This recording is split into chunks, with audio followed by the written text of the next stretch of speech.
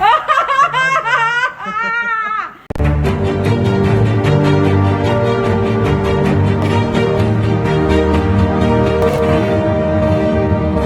شريف منير تثير الجدل من جديد، ودي مش المرة الأولى إن أسماء تتصدر الترند بسبب حاجة جديدة وغريبة عملتها، والمرة دي اتصدر اسمها منصات التواصل الاجتماعي بسبب حلقتها لشعرها عالزيرو قدام الكاميرا. من ساعات نشرت خبيرة التجميل أسماء شريف منير فيديو ليها من داخل إحدى صالونات التجميل، ومسكت جهاز حلاقة الشعر وقررت تقص شعرها بنفسها وتقصه كمان عالزيرو، وكانت بتصرخ وهي بتعمل كده. يلا برافو. كمان كملي خذي راحتك ريحي اعصابك فيها. كملي.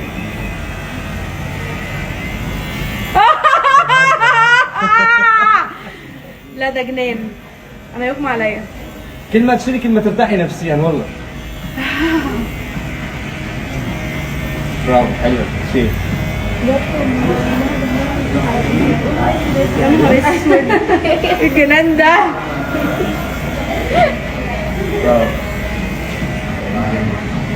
واو.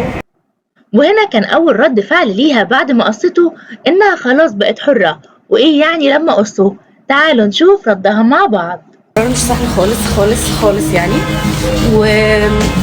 بس حاسه ان انا كاني ببتدي حاجه جديده من الاول. شعري كان بيقع بطوله لان انا عندي الغده، وعندي يعني الغده بتاعتي مش متظبطه، فكان بيقع بجد كتل كده يعني. فحاولت انا اظبطه اكيد بكل الطرق، بس حاسه ان كمان منه جزء كده اللي هو كأني ببتدي من الأول كده. وبعدين أنا بحس إنه إحساس التعلق بأي شيء يعني بالنسبة لي أنا عادي، أنا نفسي بس أكسر الحتة دي.